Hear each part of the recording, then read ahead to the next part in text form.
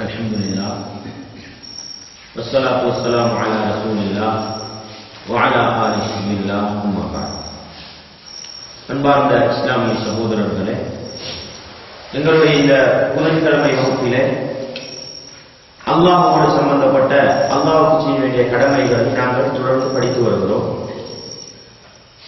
இன்றைய தினம்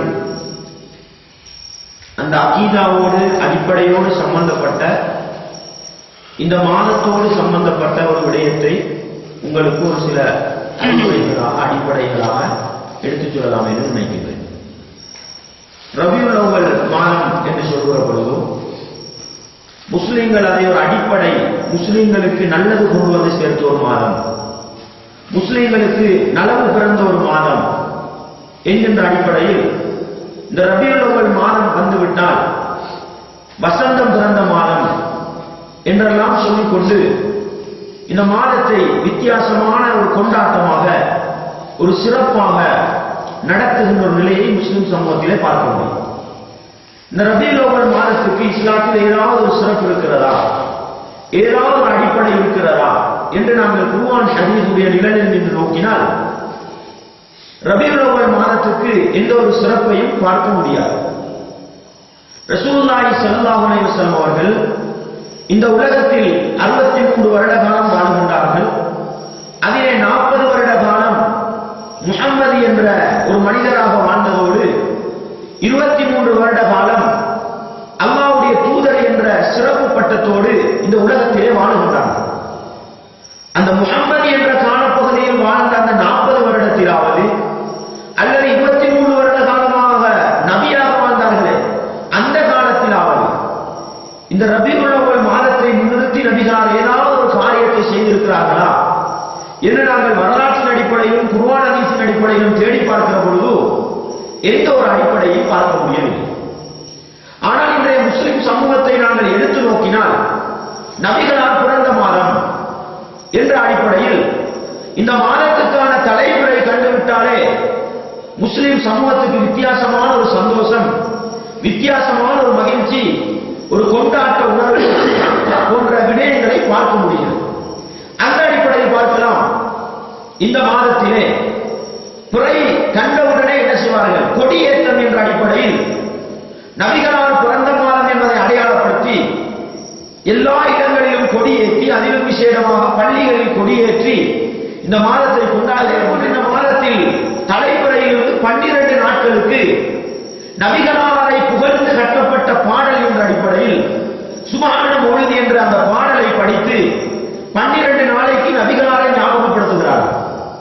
அதிலே 12வது நாள் நபிகளாருடைய பேரில் ஒரு அன்னதானம், ஒரு கந்தூரி கொடுத்து நபிகளாருடைய பிறந்த தினத்தை ஞாபகப்படுத்துகிறார்கள். அதே போன்று இந்த ரபியுல் அவ்வல் மாதத்திலிருந்து அப்படியே தொடர்ந்து நபிகளாருக்கு பிறந்த தினம் கொண்டாடுகிறோம் என்ற போர்வையில் மீலாத் என்ற ஒரு விழாவை கொண்டாடுகின்ற, இப்படி பல வழிகளில் நபிகளாருடைய பிறந்த தினத்தை சிறப்பிக்கின்ற, ஞாபகப்படுத்துகின்ற ஒரு நிலையை பார்க்க முடியும். எனவே இப்படி நபிகளாரை நேசிக்கிற ஒரு மனிதன், நபிகளாரை விரும்புகிற ஒரு மனிதன் நபிகளாருக்கு பிறந்த தின விழா கொண்டாடலாமா? இந்த அடிப்படையில் தான் உங்களுக்கு ஒரு சில விடயங்களை எடுத்துச் சொல்லலாமா? இந்த நசாராவை ஒப்பான இன்றைக்கு முடிவெட்டது கூட நம்ம யாரை பார்த்து வெட்டுறோம்? அவனை பார்த்தா வெட்டுறோம். தாடி, ரசூலுல்லாஹ்வை தாடி வைக்கிறத எங்களுக்கு கஷ்டம், அப்படிதானே? ரசூலுல்லாஹ்வை தாடி வைக்கிறது ஒரு வெறுப்பு, ஒரு கசப்பு. ஆனா பொட்டிங்க போல தாடி வைக்கிறதா ஒரு இன்ட்ரெஸ்ட், அப்படிதானே? அதே போல கோட்டு தாடி, சீப்பு தாடி, பட்டி தாடி, என்னென்னமோ தாடி இருக்கு. ரசூலுல்லாஹ்வை தாடி வைக்கிறதா வருத்தம், அப்படிதானே? கசப்பு, வெறுப்பு. அவனி விண்ணப்பப்பட்டு வைக்கிறதா என்ன இருக்கு? லேசா இருக்கு இல்லைங்களா? ரசூலுல்லாஹ் சொன்னாங்க, என்னுடைய உம்மத்து அந்த யூதர்களை நசாராக்களை பின்பற்றும் வரை கியாமத் வராதுன்னு சொன்னாங்க. எனவே இன்றைக்கு நடந்து கொண்டிருக்கிறது என்ன? அதுதான் நடந்து கொண்டிருக்கிறது. எனவே ரசூலுல்லாஹி ஸல்லல்லாஹு அலைஹி வஸல்லம் அவர்களுக்கு மீலாது கொண்டாடுவோம் என்ற அடிப்படையில் கொடியேற்றுவதாக இருக்கட்டும், பிறந்த தின விழா கொண்டாடுவதாக இருக்கட்டும், இது யாரை பின்பற்ற ஒரு வேலை? யூதர்களை நசாராக்களை பின்பற்ற வேலை. எனவே நபிகளாரை நேசிக்கிற ஒரு மனிதன், நபிகளாரை விரும்பக்கூடிய ஒரு மனிதன், நபிகளாரை பின்பற்றக்கூடிய ஒரு மனிதன் நபிகளாருக்கு பிறந்த தின விழா கொண்டாடலாமா? என்ன செய்ய முடியாது? கொண்டாட முடியாது. ஏன்? நபிகளார் எந்த யூதர்கள் யூதர்களுக்கும் நசாராக்களுக்கும் மாறு செய்யுங்கள் என்று சொன்னார்களோ அந்த யூதர்களையும் நசாராக்களையும் பின்பற்றி நபிகளாரை வெறுப்புண்டு பண்ணுகின்ற வேலையை செஞ்சு நபிகளாருக்கு மீளாதுவிழா கொண்டாடுவோம். விளங்கா உங்களுக்கு? எனவே நபிகளாரை நேசிக்கிற நானும் நீங்களும் நபிகளாருக்கு மீளாதுவிழா கொண்டாடலாமா இன்னொரு கேள்வியை கேட்டால் அதற்குரிய முதலாவது பதில் என்ன? கொண்டாட முடியாது. ஏன்? அது யூதர்களுடைய கலாச்சாரம். நபிகளாருடைய விருப்பம் என்ன? யூதர்கள் நசாராக்களுக்கு மாறு செய்ய வேண்டும். அப்படிதானே? எனவே நபிகளாரை நேசிக்கிற ஒரு மனிதன் யூத நசாராக்களை பின்பற்றி பிறந்த தினம் விழா கொண்டாடலாமா? ஒரு காலம் செய்ய முடியாது. ரசூலுல்லாஹ் வாழ்க்கையில் எப்ப பிறந்தாங்க என்ற அறிவு ஏன் சஹாபாக்களுக்கு இல்லாம போச்சு? ஏன் ரசூலுல்லாஹ்வுக்கு இல்லாம போச்சு? ஏன் வரலாற்று ஆசிரியர்களுக்கு இல்லாம போச்சு? ஏன் இல்லாம போச்சு? அதை கணக்கெடுக்கல. எனவே ரசூலுல்லாஹ் கணக்கெடுக்காத அந்த பிறந்த தின நாளை ரசூலுல்லாஹ் ஞாபகப்படுத்தாத நிலையில் விட்ட பொழுது எப்படி நபிகளாரை நேசிக்கிற ஒரு மனிதன் நபிகளார் விட்ட ஒரு காரியத்தை நபிகளார வேலை செய்யலாம். நான் கேட்கிறது அவங்களுக்கு. எனவே நபிகளாரை நேசிக்கிற ஒரு மனிதன் நபிகளார் அவர்களுடைய வாழ்க்கையில் முதன்மைப்படுத்தாத அவர்களுடைய பிறந்த நாளை நபிகளார் கொண்டாடாத பொழுது நபிகளார் நேசிக்கிற நானும் நீங்களும் நபிகளாருக்கு மீளாதுவிழா கொண்டாடலாமா? கேளுங்க, முறையாக செய்யணுமான்னு ஏழாளுவாங்க. ஏன்? அது மாற்று மத கலாச்சாரம், முஸ்லிம்கள் செய்யக்கூடாதுன்னு. இது மாற்று மத கலாச்சாரத்தை செய்யக்கூடாதுன்னு எனக்கு ஒரு சொல்லி தந்தது யாரு? யார் சொல்லி தந்தது? ஹஜ்ரத் மாரா? உலமாக்களா? யார் சொல்லி தந்தது? ரசூலுல்லாஹ் சொல்லி தந்தாங்க. அப்படிதானே? என்னுடைய பிள்ளைக்கு பேர்தே கொண்டாடக்கூடாது என்று எந்த நபிகளாருடைய மார்க்கத்தை வைத்து முடிவெடுத்தோமோ அந்த நபிகளாருக்கு மீளாது விழா கொண்டாடலாமா? யோசிச்சு பாருங்க. அப்படிதானே?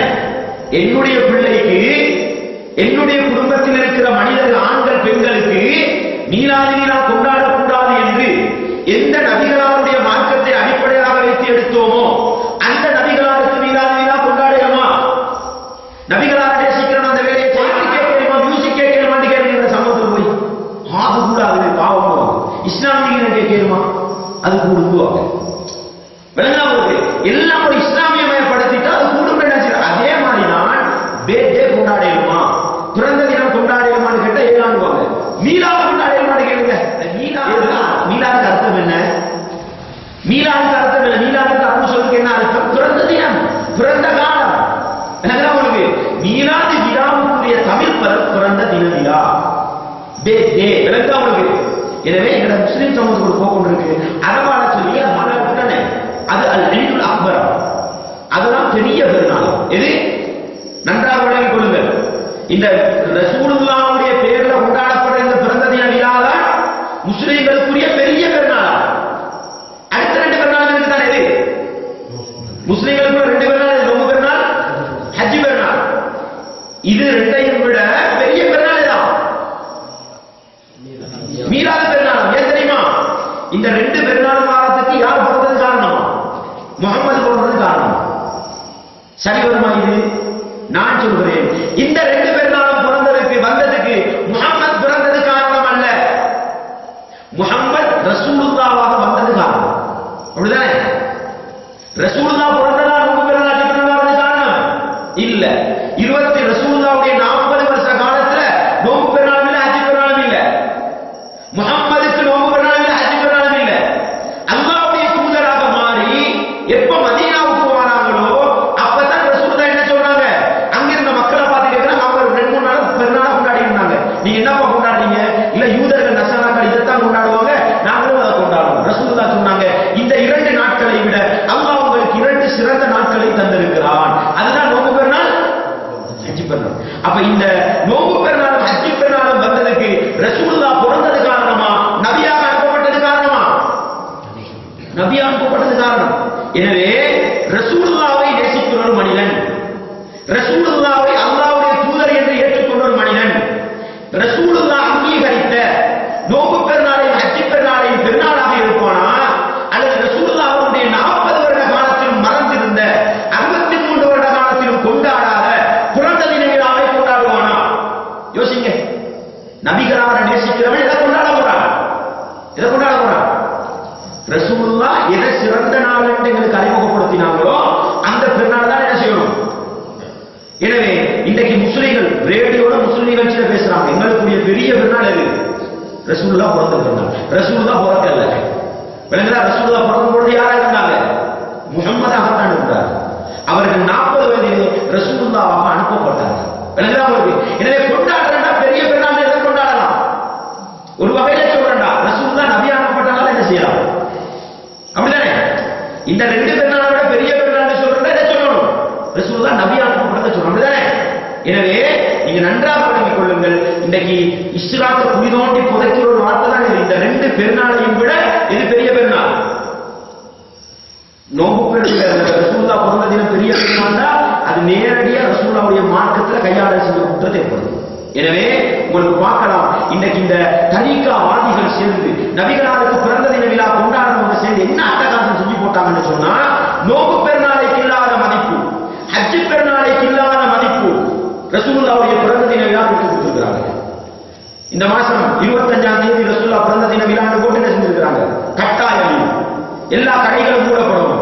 நோம்பு பெருநாளைக்கு நுகரும் கூட திறந்தாலும் பிரச்சனை இல்லை, ஹஜ் பெருநாளைக்கு 3 நாள் திறந்திருந்தாலும் பிரச்சனை இல்லை. ஏன்னா கடைக்கு கடை போய் இந்த கடை மூடணும், கடை மூடணும்னு சொல்றாங்க. அல்லாஹ்